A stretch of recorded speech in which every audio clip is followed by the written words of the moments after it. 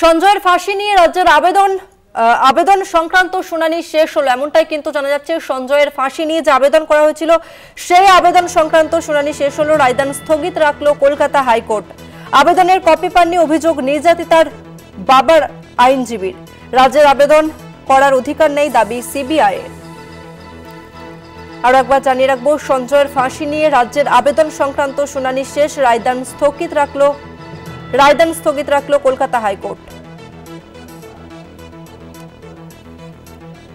এই নিয়ে আমরা আরো বিস্তারিত জানবো। আমাদের সঙ্গে ফোন লাইনে রয়েছে প্রতিনিধি পীযূষ কান্তি নাগ। পীযূষ দা, কি জানা যাচ্ছে?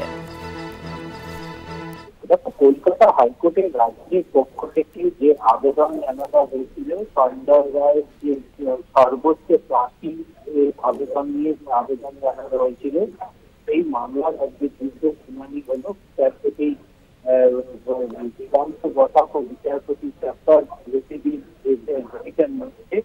সেই আবেদনের শুনানি আপাতত শেষ হলো। রায়দান স্থগিত রাখলেন বিচারপতি দিগন্ত বসাক। মূলত আজকে শুনানি পর্বে পরিবার অর্থাৎ নির্যাতিত পরিবারের পক্ষ থেকে আইনজীবী পুলিশের মধ্যে অভিযোগ করেন যে রাজ্যের আবেদনের কপি এখনো তারা পায়নি।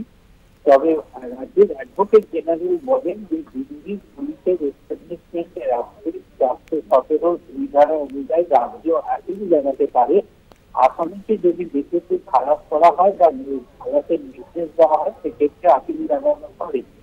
কিন্তু বিচারপতি দিগন্ত বসাক পরিষ্কার ক্ষেত্রে বলেন যে নতুন যে আইন, ভারতীয় ন্যায় সংহিতা আইনের 718 নম্বর অনুযায়ী কেন্দ্রীয় তদন্তকারী সংস্থা যদি আপিল না করে থাকে, একমাত্র সেখানেই রাজ্যে তদন্তের স্বার্থে রাজ্য অগ্রগতির ক্ষেত্রে রাজ্য সেখানে আপিল করতে পারে। কিন্তু অ্যাডভোকেট জেনারেল কিশোর দত্ত তা মানতে নারাজ। তিনি বলেন যে সিবিআইকে বিশেষ ক্ষেত্রে তদন্তের অধিকার দেওয়া মানে এই নয় যে রাজ্যের অধিকার বেড়ে যায়। সুতরাং আইন অনুযায়ী এই আপিল করার অধিকার সিবিআই রাখে। অপরদিকে সিবিআই এর আইনজীবী এসবি রাজু তিনি জানান যে মামলার সমস্ত রেকর্ড তাদের কাছে রয়েছে। কলকাতা হাইকোর্টের নির্দেশে সিবিআই তদন্ত করছে এবং কলকাতা পুলিশের হাত থেকে সিবিআই হাতে তদন্ত রাখছে। তাদের হাতে কোনো রাজ্যের হাতে কোনো নথি বা নেই এই মামলা সংক্রান্ত বিষয়। সুতরাং তাদের বেশি কোনো অধিকার নেই আপিল জানাবার। যদিও বিচারপতি দিগন্ত বসাক সেই সামগ্রিক শুনানি পর্ব শেষ করেছেন, তবে তিনি রায়দান স্থগিত রেখেছেন। ধন্যবাদ তোমাকে পীযূষ দা।